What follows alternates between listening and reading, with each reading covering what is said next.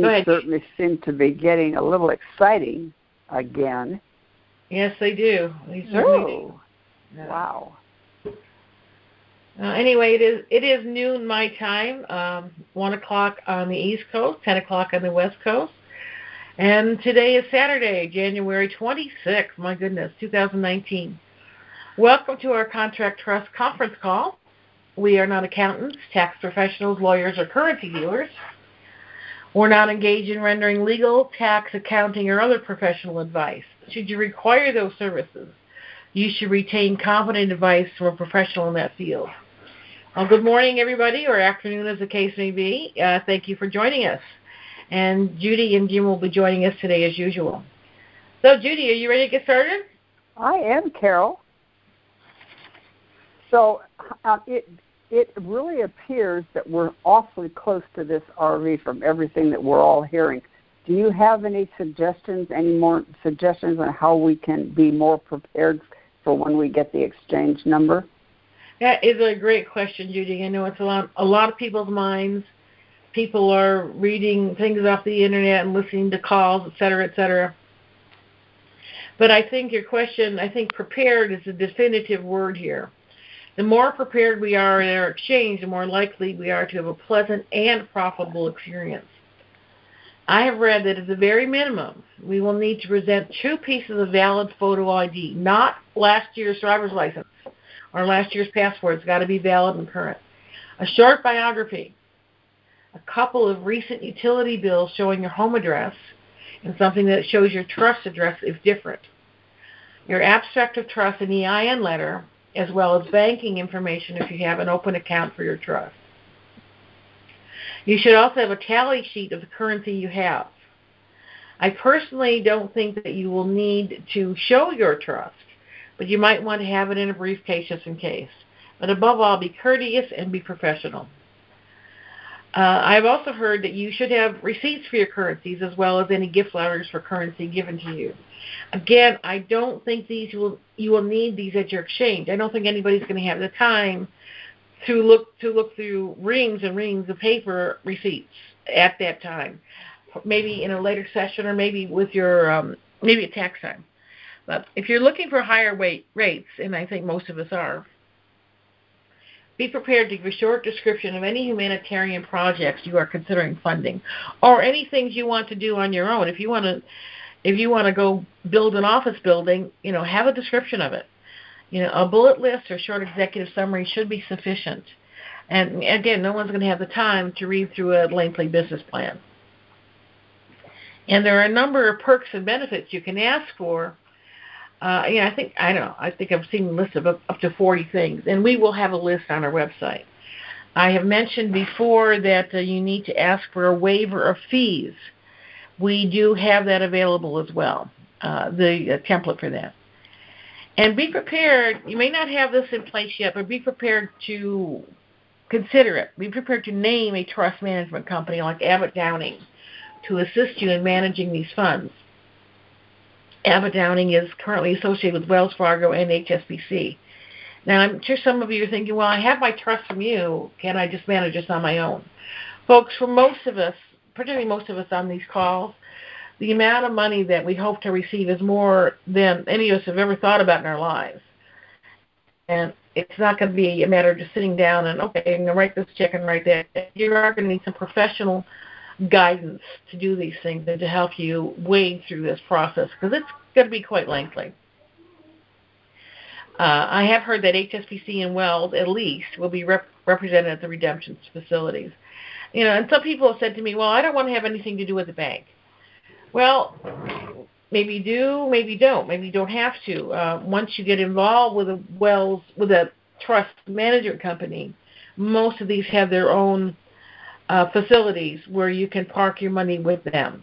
So there's something to consider. Unfortunately, it's nothing we can, other than some research, it's nothing we can do ahead of time, because you can't go into these people when you don't have 38 cents, because they'll know you don't have 38 cents.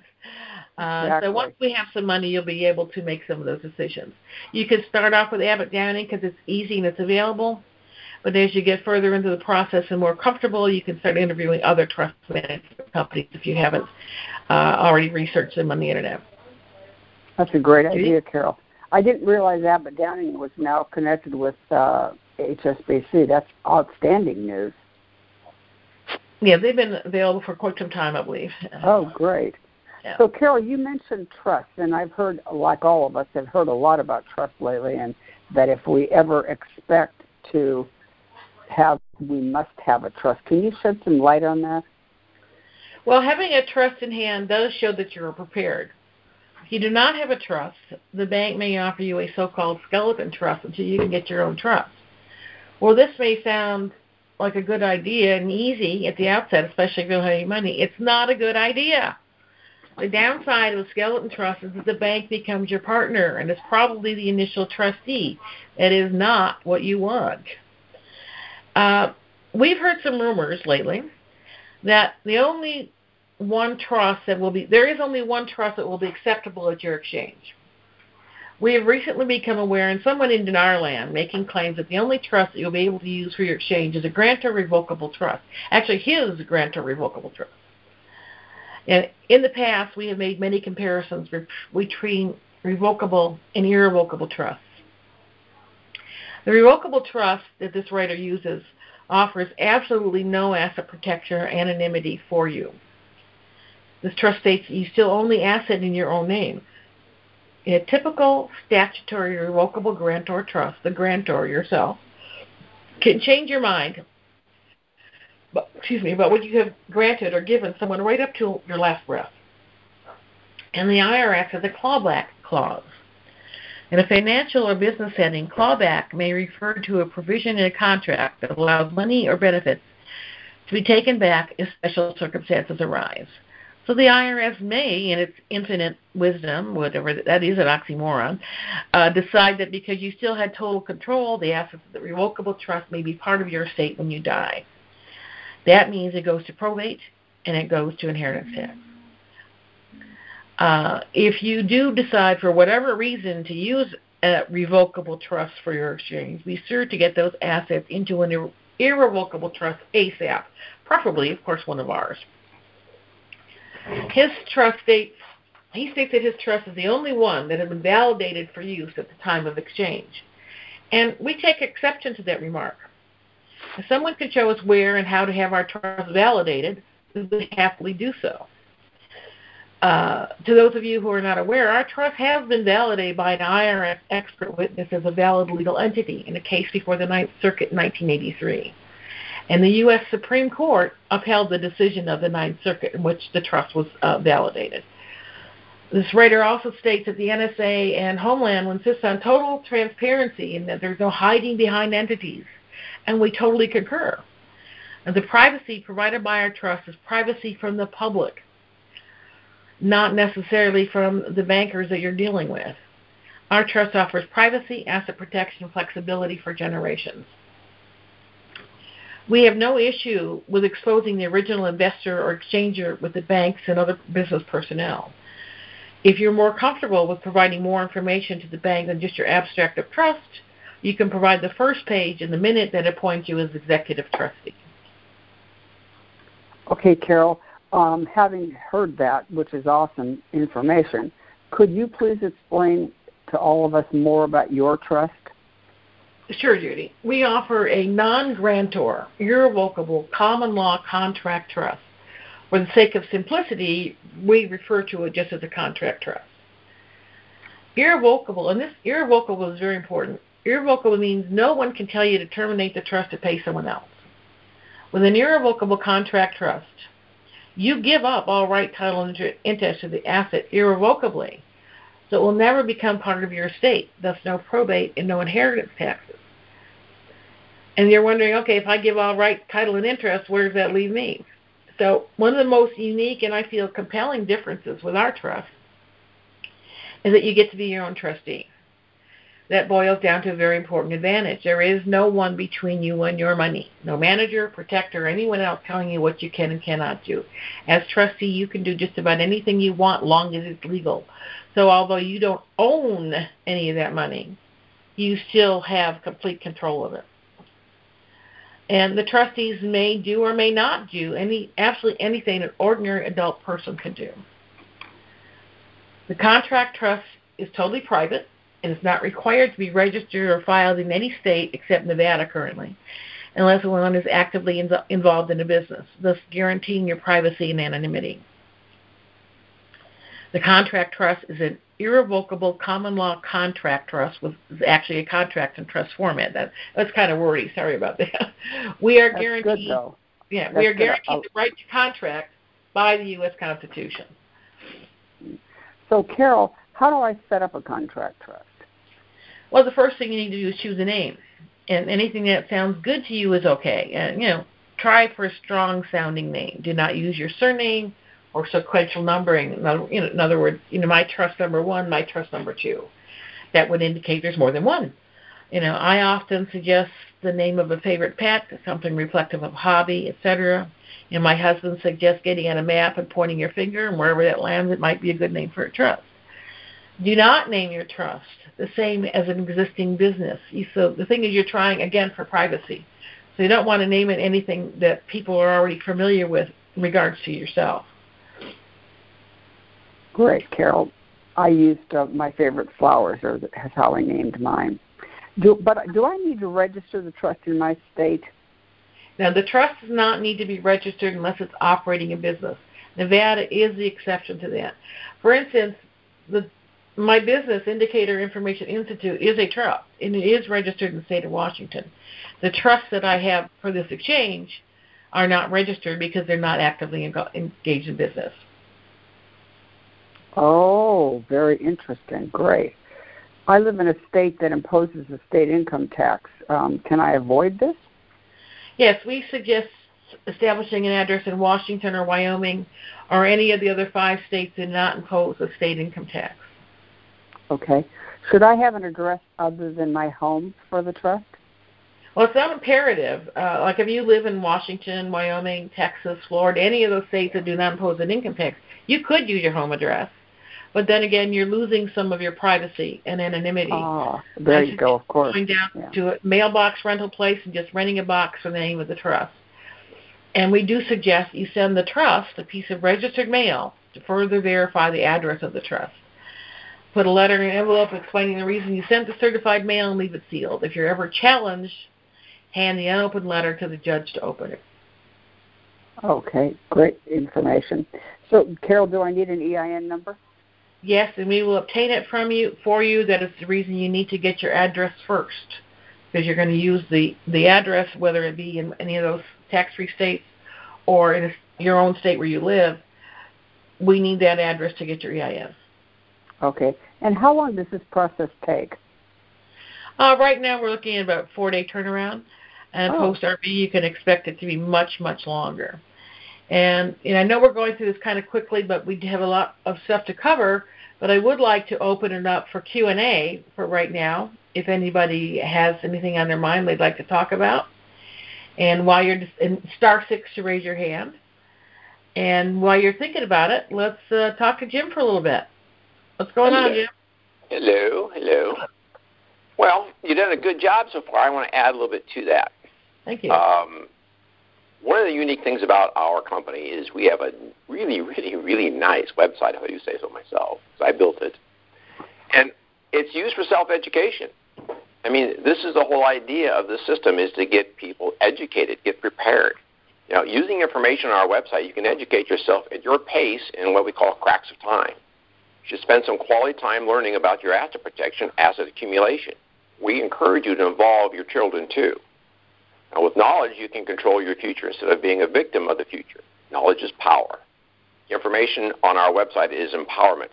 It will affect many aspects of your life and the future. Remember, the only thing you own is time. You only own your time. You barter your time for a paycheck, but the only thing you own is your time. It's the only thing a human right now in this society can take in control. You have a choice of what you do with your time. So I coined the term cracks of time in 1978, and I taught classes on how to use remember the old daytimer, the paper daytimers? We use a system called cracks of time to teach people how to be more effective. I even have a website called Cracks of Time, which I'm rebuilding right now in Cracks of Time. So exchanging your time for dollars is the only thing you can do. So with knowledge, you can increase the value of your time. So I just want to get that out this morning. So let's talk to some people about what they have. Carol? I'm sorry, Jim? Let's talk to some people, yeah. Just open the Q&A. Oh, yeah, well, it is open for Q&A. There aren't any questions yet right now. That's all. Okay. Well, you want me to talk about the server? I'm pretty excited about that. I think everybody would like to hear the good information you have about a server. Okay, well, as everybody knows, a website's always placed on a server, and you pay somebody to manage that part of your business. And sometimes you're unlucky, like we've been recently, and find a company that just does not do what they said they were going to do. So we're going to move our server, or our website, to our own server. I've been wanting to do this for many, many years, and decided to just go ahead and do it. And the gentleman that I'm working with is Jeff Cage, and we've been friends since 1991. And we did some business years ago. And he has a server farm in Boardman, Oregon. It's on the same trunk as the $100 million data center that Amazon uses. Now, we should have this all up and done by, probably the last of February. But my relationship with this guy has been since 91, as I said. And he's got his own server farm there. And he's going to allow us to go ahead and put our own computer as a server in there. So it should be done here, but I don't know, like I said, last of February. And wow. And so what we'll have is complete control. We'll have extremely fast internet connection. It's backed up with diesel generators, so if there's a power shutdown, just like Amazon does, we'll have a generator kicks in automatic. It should be actually no downtime whatsoever. We have a battery pack for the initial shutdown, and then it kicks in the generator. And then eventually we'll move the server from that server farm to a new server farm in Salem, Oregon, where I live right now, and we'll be on a 100 megabits line. We're on a 50 megabits line right now. We'll be on a 100 megabits line. That's a new farm being built right here in Salem, Oregon. So we're going to have control of everything about our website, and that is exciting. So we'll move all of our websites. We have, between Carol and I, we've got 7. So we'll move all of that, and we're pretty jazzed about that. You know, Jim, people keep inquiring about the password. Does the password have to be so long? Can I just use an easy password to remember? You want to address that, please? Sure. The website we have right now is Generation 3, because Generation 1, somebody cracked the password, got in, and just ravaged the website. So Generation 2, they were able to do it again. So I've built this website 3 times, and so therefore we have to use some fairly strong encryption. We have people, for some reason, in this world that just take pride in crashing in business computers and then bragging about it to their friends. At no advantage to them other than a bragging right. We're constantly being attacked. This week we had 27 attacks, all unsuccessful. So I get an email every time that somebody's banging on the door, so to speak. And so we've been using some pretty strong passwords. And if we find out that you're using a real weak one, well, you're going to be bounced out of the system until you get a strong password. Now, I've had to do that 3 times now. I've had to cancel the accounts, get hold of people, say, look, you can't do that. You can't have password 1, 2, 3, 4. It doesn't work. What happens is when the system suspects a weak password, I get an email. And then I have to contact these people. The first thing I do is I go in and I cancel their account. I don't want to take a chance. And then I school them, okay, you've got to use a strong password. Therefore, we use what we call RoboForm. And if you go to the website, the tab at the top, even before you log in, it says Tools.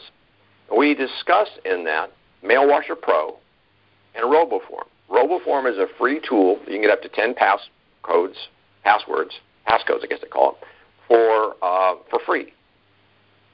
And it's just a little program you put on your computer. I've been using it for, I think, I'm my 9th year right now. And I have about 300 passcodes. In other words, I have 300 logins that I have to remember, and I can't do that. So I use this form, or this tool. You can get it for free. And if you want to buy it, it's only $20 a year. So use something like that to keep track of all your passwords, your passcodes, and your logins. So we encourage that. But that's why we have to have very, very strong passwords. And the amount of information that Jim has put on this website is there to help us, there to help in writing minutes and even making decisions. And this is the way I want to go. Maybe this is the way I want to go. He's got minutes and resolutions and how to do's and this is that and the other. So as he said, it's very, very good for self-education. All the tools are there. It's not like we're suggesting it was like was suggested to me 30 years ago. Well, we'll just go to the library and look it up. Well, not many of us have the inclination to go to a law library and read a law book, because most of us don't understand law books anyway. Jim has done as much as he can to make this as easy as possible for all of us, and I'm very, very thankful for all your work, Jim. Well, thank you. This next system will be Generation 4 that I'm getting ready to set up. It'll be basically the same website, but I'm bringing in some more talent to finish it up. I don't have time to do that, and we're going to talk about time in a few minutes. I don't have time to do that, run my other business that I'm still involved with to a degree, and do everything I'm trying to do for Indicator, and still have a private life. I mean, it's just almost impossible to do everything I need to do. So the next generation of this website will be broken down by categories, and it's going to be set up where, okay, this category here is education, and then it'll be subcategory. It'll be things about trust. It'll be things about how to make money. It'll be different things, how to use your trust to make money, so on and so forth.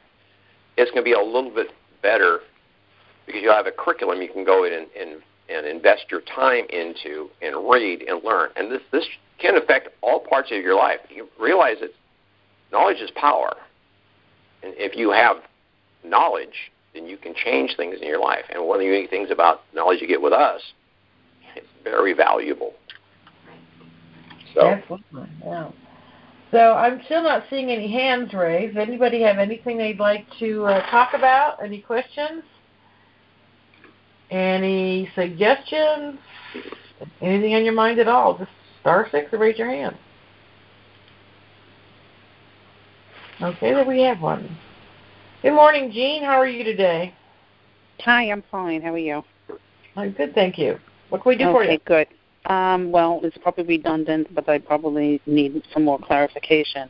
I already have a trust with you, and it was done beautifully.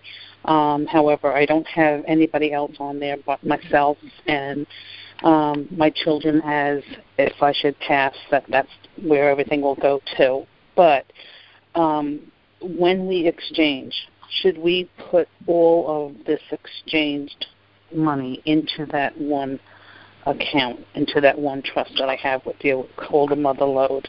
I also have an LLC that I took out a couple of years ago with Wyoming because we thought this would go 3 years ago. So I'm kind of confused whether to stick all my eggs in one basket or I know at some point I also have to get more trust done for the different, places and things I want to do with it, like, all humanitarian projects and so forth. So if I'm making sense to you, if you could help me out with that. You're making great sense, and it's a question a lot of people have on their mind. A lot of us have things we need to address immediately. Like you need some cash, right? You got to pay off your car. You want to pay off your house. You got to do this. You got to do that. We've talked about a scenario before, and I have to tell you guys again, I'm not a CPA. Jim's not a CPA, nor is Judy. This is something we came up with that makes sense to us, which is it's a likely scenario. Would you agree, Jim, about getting money? Yes, I would, 100%. Okay. 100%. So you've got all this money. You've exchanged. You've shown them your trust. Okay, Mr. Banker, I now have X million dollars in front of me. Mm-hmm. I need some money. I need cashier's checks for these. I need wires for these things that I have taken care of. This is an emergency. My house is in foreclosure. I need this much like tomorrow. My dad's in the hospital. I need to pay for his open heart surgery. Whatever, those immediate emergencies. But also, you need some cash. You need to walk in, as my former partner Jim Jenkins used to say, you need walking around money. So, okay, Mr. Banker, I'd like to create an account, a personal account in your bank for a mutually long-term beneficial relationship, and I'd like you to fund it with $100,000. And I would like debit cards and credit cards attached to that account. And, I've gone through this a little more lengthily before, but you get the idea. So once you have the majority of the money in this motherlode trust, you're going to go back next week or next month or whatever and say, okay, I want to move some money into this trust. I want to buy a house. I want to move some money into this trust. I want to start a business. I want to move some money here. All these other entities, including your LLC, can be funded at a later date. They don't need to be funded at your initial exchange. Initial exchange is get the money and get out. From what I understand from listening to various calls, you will have probably 2 or 3 follow-up appointments, especially depending on where you live. If you live in a big city where your exchange area is local, you'll probably be going back to that bank in the next day or 2. If you live in a more rural area like I do, the banker may come. Hopefully, the banker is going to come to me because I don't want to drive another 4 hours to go have these subsequent meetings. But yes, all those things, you want to keep them all separate. You want to have separate accounts for, as I said, for houses, for cars, for charitable, for whatever business you want to do, but that doesn't have to come at the day of your exchange. So does that help, Jean? Yes, it did. Then it brought me to another question, whether or not we should accept some of what they call their skeleton trust. Is that something that we have to get involved in to kind of keep, some monies available to us, or should we just disregard that? I would disregard it. From what I understand, and I've been hearing about skeleton trust, I guess, for about 2 years now. Mm-hmm. If you do not have a trust, if you are unprepared, the bank is going to offer you a skeleton trust. But it is a grantor revocable trust, like we just talked about, but they are more than likely going to be the trustee. They are going to be your partner. You probably don't want that. Right, exactly. You want to be in control of your own destiny. From what I understand with skeleton trust, it's only going to be available if you don't have your own trust, and they're only good for about 90 days, during which time they figure you can get your own things put in order. I absolutely would not recommend it for anybody. Okay, that was one clear answer I needed. And the NDA, is there any scuttlebutt on what the NDA? NDA, I've heard, is going to be short. And basically, you just can't talk about it. I think it's only got a 90-day limit on it anyway. Yeah, who would want to talk about it with this much money? Exactly. I mean, you're not going to go around telling everybody. And some people may figure, Jean got a new car. Good for her. Whatever would happen, But, you're not going to start remodeling your $300,000 home to make it $1 million home in a $300,000 neighborhood. We just have to be very prudent about how we spend our money, how we protect ourselves, how we maintain our privacy and anonymity.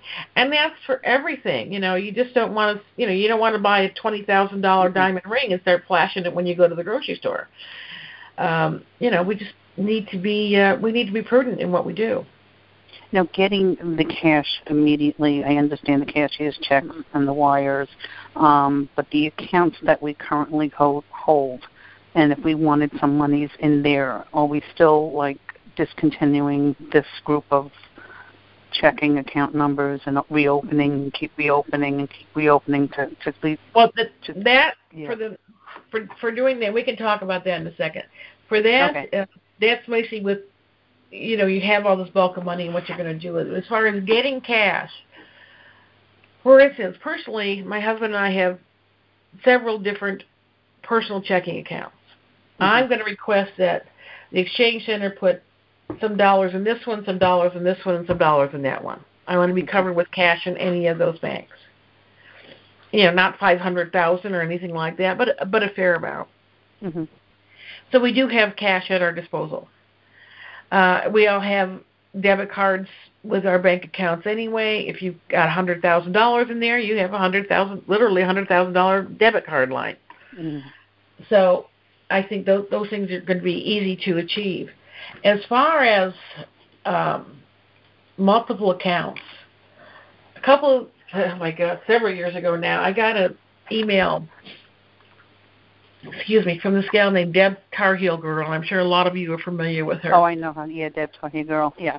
And she put something out about opening multiple accounts. And I emailed her, and I asked her, did she write this? And she said, no, I didn't write it. It was written by I think she said, retired Treasury agent. So I pretty much figured, well, that person probably knows what they're talking about. Mm-hmm. One of the things we want to make sure is when we open these bank accounts, they should be non-interest bearing. If it's an interest-bearing account, the bank considers it theirs and they can play with it. So we don't want that. So when you do go and you have exchange, let's say your dinar, at the time that this was written, people only had dinar and dong. Open up a separate account for each currency, account 1A for IQD and account 1B for VND. The reason for separate accounts for different currencies is to differentiate, if necessary, for tax purposes. Purposes. That was my LLCs. That's why I opened 3 of them, and I kept them open because I still don't know what to do with it. Well, yeah, there'll always be something to do with LLCs, even if you put a car in one, you know. Anyway, it may be necessary to differentiate these between, just because it might be a taxable event in one currency or another. You know, I think we've all heard that the revaluation of a tradable currency is not in itself a taxable event. We'll figure it out. You know, nobody's ever baked this cake before. Once account number 1 is open, deposit your currency in the account and exchange into a new Treasury account. Of course, we all know now that we should have our USTN instead of the fiat US dollar. I believe we now have gold-backed money. So we need to open the first account for IQD, and then you're going to flip it over into another account. And the reason to do that, and you're going to have the bank sweep everything from account number 1 to account number 2. The reason to doing that is the bank is required to report the opening of account number 1 to the federal government, and that information can find its way into the public domain. However, the bank is not required to report intrabank transfers between accounts. What this does is effectively eliminate your digital trail, so nobody outside of the bank knows how much money you have on deposit, and more importantly, whether or not you're a good target for a lawsuit. You will do this for all of your currencies. So, you know, you may be there for a while just opening multiple accounts, but it's going to protect you, and that's the whole idea. You want to be protected. And, you know, I've got a couple pages on this. I believe I've sent this out to several people already. If anybody wants a little more information on this, just drop me an email. I'll be happy to send it to you. A couple of things we want to remember. We want non-interest-bearing accounts. We need to get clean and clear certificates on the first visit. You cannot do it on subsequent visits. I would suggest you get no less than 20, even if you have to pay for them. So what? They will probably offer you 3 copies, but charge for additional ones. Like I said, so what? I mean, it's not going to be a big deal, right? But I'll even buy yours. Those 2 things are really important to remember. Non-interest-bearing and clean and clear copies. Jim, wasn't there one more thing that we have to remember at the initial exchange? I can't remember. Okay. Non-interest-bearing. Okay. Well, we'll figure it out. You know, if I think of it, I'll mention it. So let me clarify, and I understand that everything, for the most part, goes into the Motherlode Trust that I already have, and then all of these new accounts, I can throw some of the money into the 3 accounts for tax purposes down the line. Is that correct? Yes. And then have some money to play with. Got it. Yep. There was one more thing. Excuse me. There is one more thing.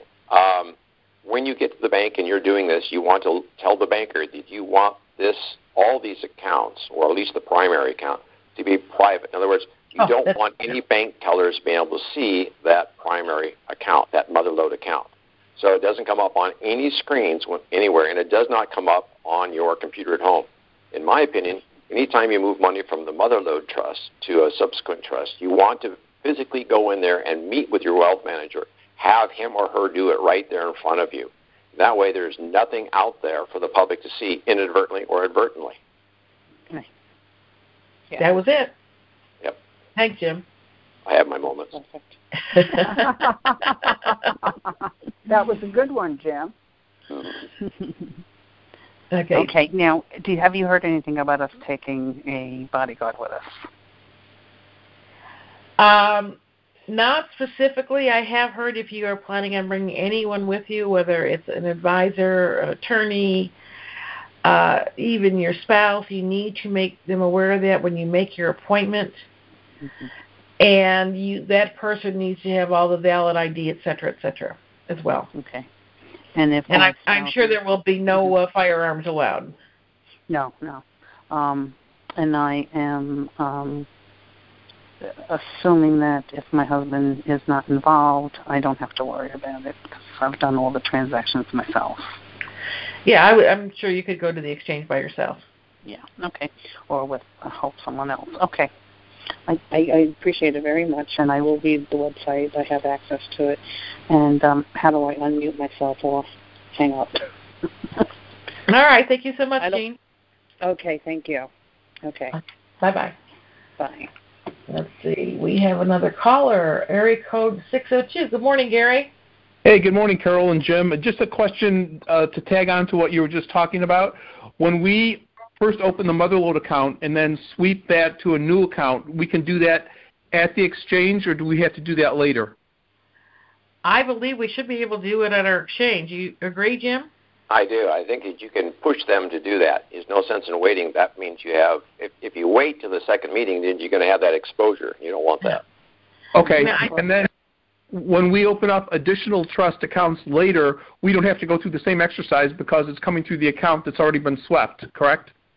No, I would do it for each one. If you're going to open a new account, so you've got your Motherlode account, so if you're going to do a subsequent trust, the B trust, for lack of a better name, you need to do the same thing with the B trust. Open it normal way and then sweep it into a second one.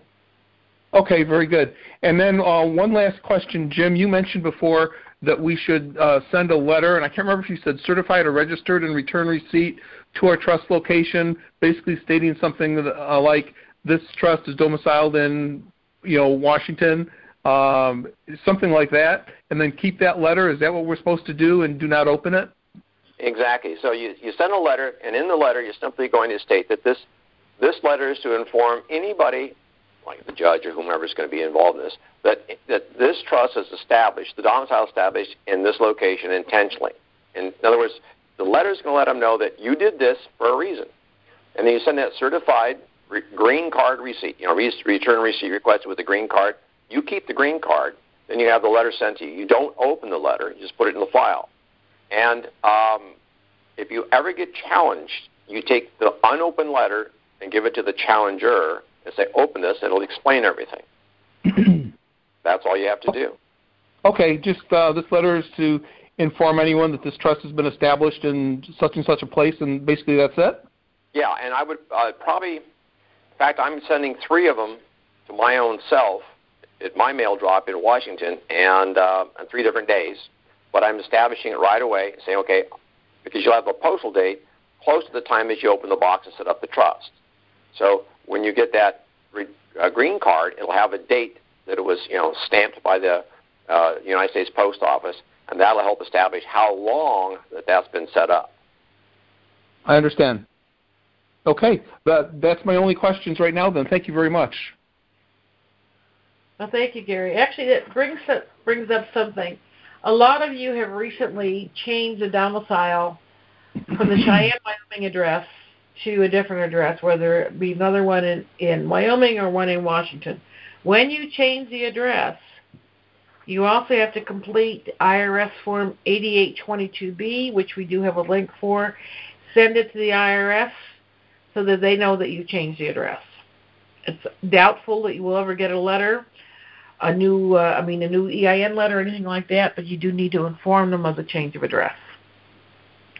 And I would suggest writing it a minute in your trust, because you're going to write a minute in the trust saying the domicile of the trust has changed from Cheyenne, Wyoming to Vancouver, Washington. An appropriate Form 8822B has been completed and forwarded to the IRS. I would definitely do that. And Gary, Gary, do take care of that for you. I'd like Thank to you, add Carol. that when you send it to the IRS, also send a registered mail, because as soon as you do that, then effectively your address is changed, because it's nothing more than a administrative change. It has nothing to do with the actual trust. It's an administrative change, and therefore it should be effective the moment you postmark it. And then so you send a registered mail, you get the green card of the 8822B, make a copy before you send it, and staple them together and put them in your binder with your trust, the trust binder, and keep them forever. I did make the 8822B change, and I kept the copy for myself, but I did not send it registered. I didn't think of doing it that way. Well, I wouldn't worry about it, but at this point. For those of you who are going to be doing it in the future, do it that way. Yeah, I recommend it. The post office is your friend in this case, because that little green card or that registered mail is a receipt that all the government agencies have to accept. Okay. There you go. Okay. Thank you, Gary. Thank you. Okay. Anybody else have any questions? How about let me make a comment real quick. Sure. Going back to the bodyguard, that was an interesting idea, and I appreciate that, Gene. Thank you. Oh, Jim, something's happening with your phone. We're missing every other word. All right. Let me change phone. Hold on. Not working. Is that better? No. Give it another attempt you can pick up. I can hear him fine, just for your information. And it's just my phone then. Okay, go ahead. All right. Okay, well, Gene mentioned a bodyguard. Well, for those of you who don't know me, I'm disabled. I broke my neck, and I get around with a stick. I have a tough time. And I'm going to have a bodyguard with me probably all the time after this RV, because I'm a prime candidate for a kidnapping, because I can't move very fast. So what I'm going to do is when I get ready to go RV, I'm going to have a bodyguard, armed bodyguard, with me up to the door. And then they'll take me on in from there. And when I get ready to leave, I'm going to call my bodyguard on my cell phone and say, okay, meet me at the door. He's going to meet me, or she's going to meet me at the door, take me to the vehicle, and take me wherever I want to go. That's something you might want to consider. That's a really good idea. I think we all are going to need some kind of security. Even if it's totally discreet, somebody follows you there in a car, you don't even know they're there, but you do know they're there. Judy? Yeah, I agree. I've got a similar situation to Jim. I'm awaiting a hip replacement, so I'm bone on bone, and it's some days, I just can't even walk. So I'm going to need somebody. I'm going to take somebody just exactly for the reason Jim is, and I'm just contacting my local police department. Met a policeman, and he's going to do it for me. I'll give him a gift if you hear my drift. Yeah. Well, at least I'll feel secure. I don't want to fall, and I'm so nervous about falling anyway. So for me, it's a good thing. Yeah, I've hit the floor twice in 10 days, so yes, I know. Oh, I hear you. Okay, so let's talk a little bit more about security, since we are on this. Some of us, we're going to have security for most of our lives. I mean, once this is over with, if it comes into the numbers that we're hearing, I'm going to have security around me all the time. I am, like I said a moment ago, I am a candidate for a kidnapping. And at my age, I just can't defend myself. So I'm going to have security around me. Some people will have to have security around them at all the time from now on. Just keep that in mind. Not everybody, just some people. Right. And, right now I live alone and in an apartment, and, nobody knows what I do. They know I live here. They know I work out of my house. They don't know what I do. None of my neighbors know what I do. I don't tell anybody what I do. Yeah, me either. Yeah, me either. Yeah. It's not worth it. Yeah, totally. Okay, next subject.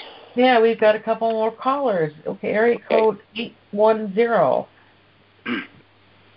Hello? Hello, we can hear you. Oh, good. I have a question concerning the last person to call. They were explaining something about a green card. Would you explain to me what that green card is in relationship with address change? I'll take that one, Carol. Sure.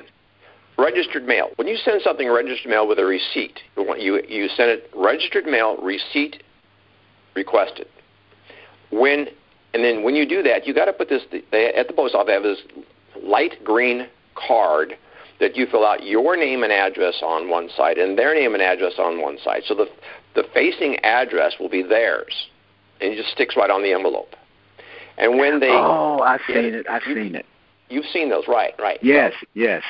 So when they get it the other end, they rip it off. The post office stamps it when it's delivered and sends the green card because you've already addressed it back to you. You've got that green card. Plus, you've got the receipt from when you went to the post office to begin with. Combine those two, and you've got irrefutable evidence that it made it to the other end. Okay. All right. Thank you. You bet. Okay, we've got another wireless caller. It's the area code 941. Carol, this wasn't a question. This was a suggestion on security for people. A lot of you live near Homewood Suites or Comfort Inn or whatever, and to call Uber and have Uber drive you to your location that you're exchanging and then have them wait and take you back, and that, if anybody's following you, they're following Uber, and you go inside the hotel and around the other door and go out, and they don't know. That's a great idea. I've heard that. I've also heard some friends of mine were planning on renting a car, going to a local hotel, and renting the car, going to the exchange, going back to the hotel, and renting a different car to leave. Exactly. Yeah, so same kind of thing. That's a really cover your trail, cover your butt. It really exactly. Makes ASX out of us. So we're using God's wisdom in what we're doing. Yeah. Thank you, Connie. It's a good idea. Yeah, Connie, thank you. That was excellent. I hadn't thought about using a hotel that way. Yeah. Okie doke. Okay. Good call. Yeah, thank you. Now, anybody else have any other questions? Well, Jim, you want to fill in here for a minute? Sure. Let's talk about the history of the trust costs. You and Carol and I talked about this yesterday, and I went and met some people last night had an appointment scheduled about 10 days ago to talk about trust. Now, back in 1990, 91, 92, 93, I had met a guy by the name of Bruce Ripley, and unbeknownst to me at the time, Bruce and Carol knew each other, but I didn't know that. I met him here locally in Salem, and, of course, Carol at that time lived up in Seattle. And we were competitors, and we met, and a friendship was formed, and we worked together. And he used to do these seminars. And I remember the one we had right downtown here, and when I first started working with him, and he used to tell everybody, bring a $10,000 certified check. Yep. And we're going to go to the seminar. So we go to the seminar. They sat there, and for the first half of the day, he talked all about the advantages and the value of the trust. And then he took everybody to a nice, expensive lunch. And he says, okay, for those of you that are not going to purchase a trust, take all your stuff with you. Don't bother leaving anything here because you're not coming back. Those of you that want to purchase a trust, leave your stuff here and leave the certified check next to your work that your notes. And we'll have somebody pick it up while we're at lunch. And then those that bought the trust can come back, and we'll finish our training. And then it went on the rest of the day and then all the next day.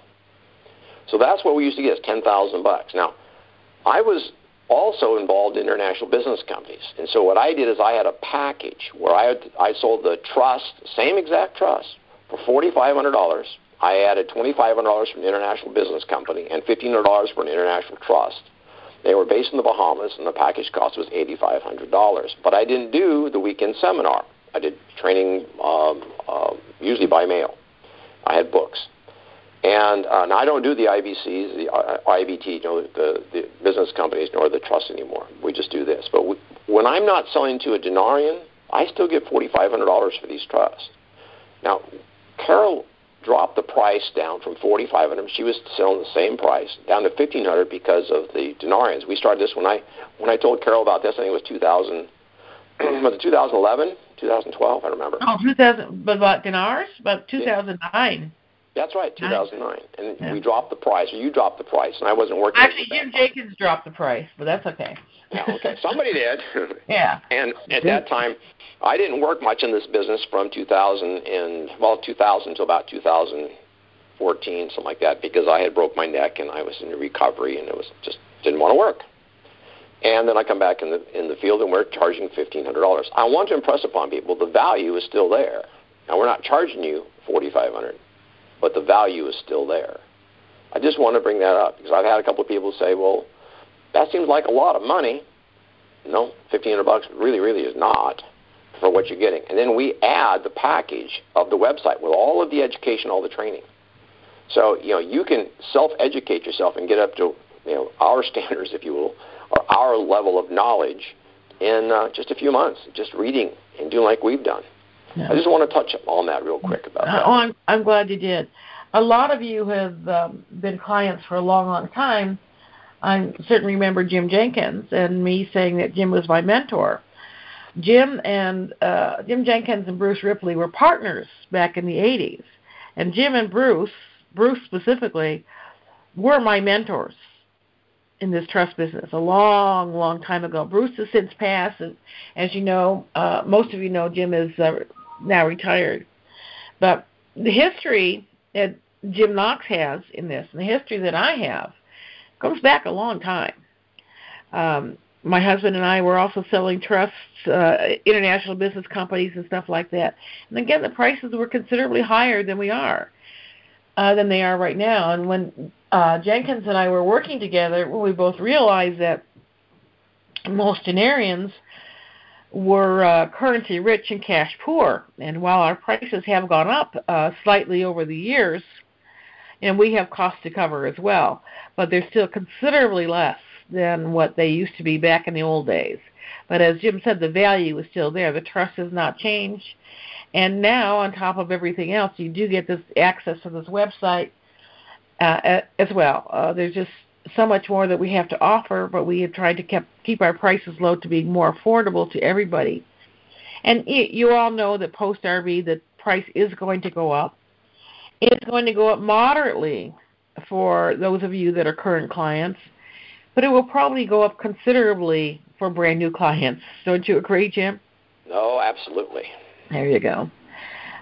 We just have to. We're going to be hiring a number of people in a totally new system to get as much business out as we can in as short a turnaround time as possible. So we're working our darndest just to make this accessible and affordable to everybody. And we do appreciate all your support for those of you who have been with us for such a long time, and for those of you who are still interested in pursuing a relationship with us. One of the things that Jim and I have both run into recently is a lot of you have questions, and we welcome your questions, no question about it. However, because we do have so much on our plates in terms of time and putting things together, it's sometimes very difficult to take all your questions and answer them on the phone. We like to talk as much as anybody else does, but sometimes when you're looking at things that you need to get done that day and you need to get out before the mail is picked up or whatever, time becomes crucial. I have found, and Jim has found as well, that we are both much more efficient when you send us your questions in email form. If it's something we can't answer by email, we'll be, happy to call you back and discuss it with you personally. But a lot of things can be handled by email. And as I say, because time is such a premium to all of us right now, we would really appreciate it if you would pose your questions in an email format. It makes life a little easier for all of us, for yourself as well as for us.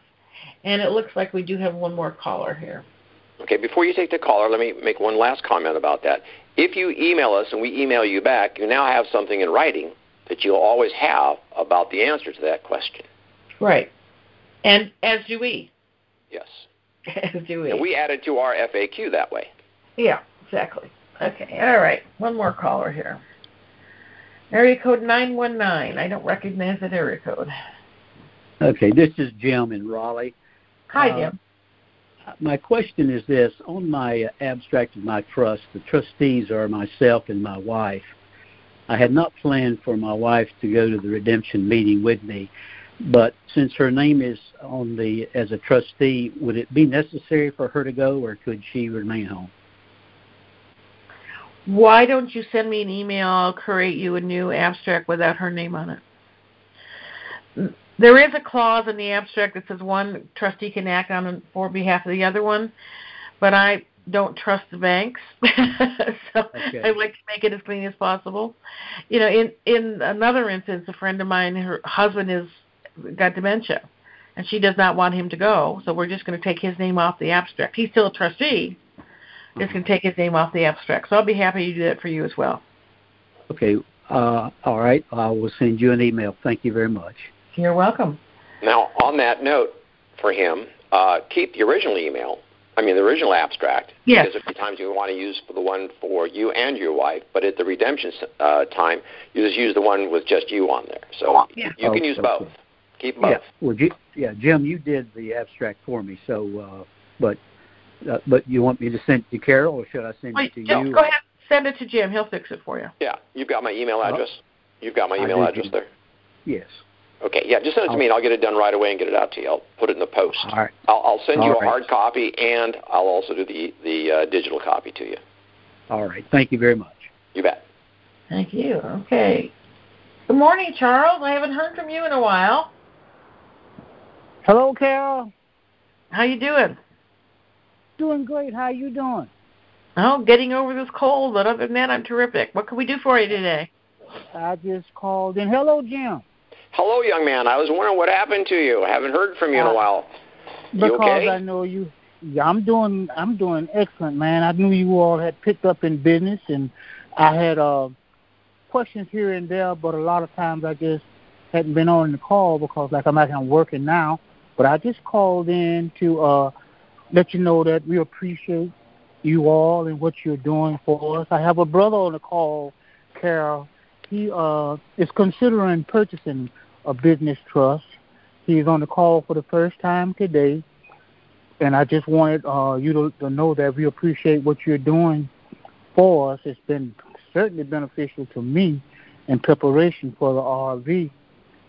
And I just called in to say hi and just thank you, Charles. To welcome my brother in on the call. Thank you. We appreciate that. Let me say this about some of these people. I mean, Charles and I have spoke many times on the phone, and we're creating friendships here. Well, I've never met Charles personally, but we've had so much fun on the phone, and we had so many good conversations because he's got quite a system he's developed through our using our trust. And these are long-term, lifetime relationships that we're building. This is exciting stuff. I mean, it's just when we get through the redemption, when we'll give it 3 or 4 or 5 months after the RV and let everybody calm down. We'll probably be letting everybody know that we're going to have some big powwow someplace, and everybody can, we'll do the Davos thing. We'll all fly in our private jet. Oh, yay! I love that part, Jim. Sign me up. I'll help you organize it. Yeah. The funny part about the Davos, here's the people all talking about how bad the climate change is, and there's 1,500 or 4,500. I don't know how many that was in the news. The private jets flew into Davos for this meeting. Like, okay, that doesn't make sense. And what is your carbon footprint exactly? Yeah, really. So we're waiting for somebody to come out with a version of Uber Jets. There you go. Well, it's called NetJet. There you go. So, we're looking forward to having a big powwow with everybody. We'll probably do it 2 or 3 times in different areas so people can come together. We'll just have a great time. Awesome. Yeah, and Judy is a longtime client, and she came to Seattle to visit a few years ago, and we've become bosom buddies ever since then. And as a lot of you know, I went to Florida for the holidays. I met with several of our clients. Just had a great time. We all have so much in common and I totally agree with Jim. Maybe we'll have a couple of big parties, one on the East Coast, one on the West Coast. Who knows? Yeah, well, I also want to have some type of big shindig in the islands. I want to go to Hawaii. Good idea. Really good idea. There you go. Well, charter is 747, packet full of denarians, and away we go. There you go. Good idea. Yeah. Okay, we've got another caller here. Good afternoon, Una. How are you doing today? Hi, morning. Is that for me? Yes, it's you. Carol, morning to you and everyone.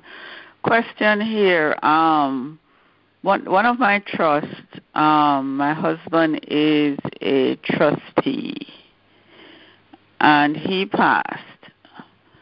And as you were talking about, the person with the situation, the one previous, not taking the person to the bank. I guess my trust some changes need to be made?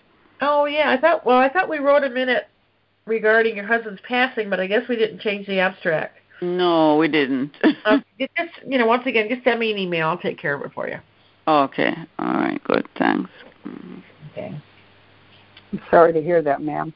Sorry for your loss. Yeah, he was very sick. So, anything else, Uda? No, that should be it for now. Okay. Thank you. All right, Jim, you have anything to add before we close? I'm looking at my notes. No. I just really want to emphasize to everybody that we work a lot of hours and very hard. And, if you could email us rather than call us on the phone, that would be best. But if there are things that you just can't get in an email, you need to have some counsel, you can call us. But just this week, I didn't get everything done I want to get this done this week, but I field a whole lot of phone calls, very important phone calls to them and me. But some of that stuff could have been done by email. So we're going to encourage people to try and do that. Now, when the new system is up, in about 15 or 20 days, I'll have part of the system up. You will be able to go into your website, our website. It's ours now, yours and mine, the Denarians and us. And you'll be able to have a change order. You'll be able to we'll have also the applications for all 4 of our products, actually 5 of our products. Will be there. They just fill it out, all digital now. We'll be using DocuSign, so you'll be able to do a digital signature. And you can do changes with a change order. And there'll also be an FAQ that's open to the public. And you can go through the facts, frequently asked questions, and you can find different things. It'll all be by category. But if there's times you need to talk to us, don't hesitate to call us. Just try and keep it as short as possible. So my point on this week is I had a lot of very important things because just past the end of the year, people need to do their minutes. They're asking certain questions. I understand that. But we cut back on our productivity drastically. And we're trying to keep our prices where they are at by Carol and I doing 85 to 90% of the business ourselves. So just bear in mind that, we're working very hard and many hours. I still have a whole weekend's worth of work I have to do because I didn't get things done this week, so I'm going to work this weekend. And if Veronica is on the phone, I know you tried to get a hold of me yesterday, but remember I said I had an appointment, and you tried to get a hold of me this morning, but it was too late because we had this coming up, and I am working on hers today to get it finished. And Veronica's turned into a really good friend. I really like talking to her. But we spend way too much time sometimes talking. We get off on different subjects. But you know how that goes. Charles and I, we talked about everything. We talked about airplanes a lot, but that was one of my passions, still is my passions. But, that happens. But we just need to have people work with us a little bit more. In 35, 45 days, we'll have a complete system. It'll be much quicker, much easier. And I will have the website redone where it's easier to maneuver through and get your information in a short amount of time. Good. Thank you, Jim. Okay, looks like we do have one more question here. Area code 972? Yes. Hello, Carol. Sorry I'm coming in at the last minute, but I've pretty much not done anything with my trust that we have with you. And is there a code number or something that I need to get online to take a look at the website? Yeah, just send me an email and I'll send you an invitation. Awesome. What is your email address? It's info, I-N-F-O. Okay. At indicator, I-N-D-I-C-A-T-O-R. Information.com. Okay. Awesome. Hey, I appreciate everything you're doing and wish you well. Thank you. Our pleasure. Thank you. Well, guys, in closing, remember that once this RV occurs, the trust that you have will purchase, provide, and own everything that you need. You will own nothing but control everything. While you may want to pay off your existing mortgage, you should still create a mortgage from the trust. The reason you may consider making monthly mortgage payments or loan payments is because these liens will encumber that asset, make it less desirable. little things. When ordering, the same thing with your cars, you need to have it in a trust. When ordering checks from your bank, request that they print the following above the signature line, acting strictly in the capacity of trustee. That way it's not you acting, it's you as a trustee. When ordering debit cards, ask for them in your name, not necessarily in the name of the trust. For further protection, you may want to use prepaid cards. And if you're offered a high-limit credit card, take platinum rather than black, which is indicative of the very wealthy and could identify you as a target.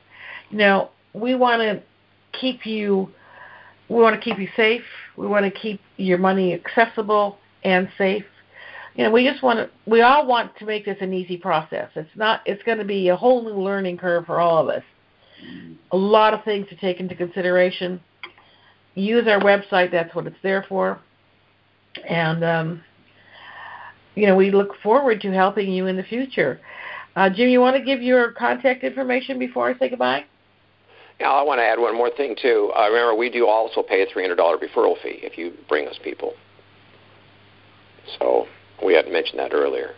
So our trust price is $14.95. We pay $300 for a referral fee. And my contact information, I am Jim Knox, Knox. My phone is 503-583-6791. My email is security@indicatorinformation.com. And I'm in Salem, Oregon, so West Coast time. Keep that in mind. And I do like to keep my mornings to myself to get prepared for the day, so I try not to take calls until 9 o'clock or after in the morning, and I try and get done by 5:30 to 7 in the evening, somewhere around there. So just keep in mind that I am West Coast. Carol? Okay. Thank you, Jim. And thank you all for your attendance and your attention. We really appreciate you joining us on these calls. Once again, my name is Carol Werelius. My phone number is 425-820-8090. I am in Central Time, and because I have some household things I need to attend to, I appreciate you holding your calls till between 10 in the morning and 6 in the evening. Again, my email address is info@indicatorinformation.com. Go RV and have a great week, everybody. I'm hearing this is our week, so let's all be ready. Take care. Have a good weekend. Bye-bye. Thank you, Carol. Bye-bye. Thank you, Jim. Bye-bye, everybody. Bye.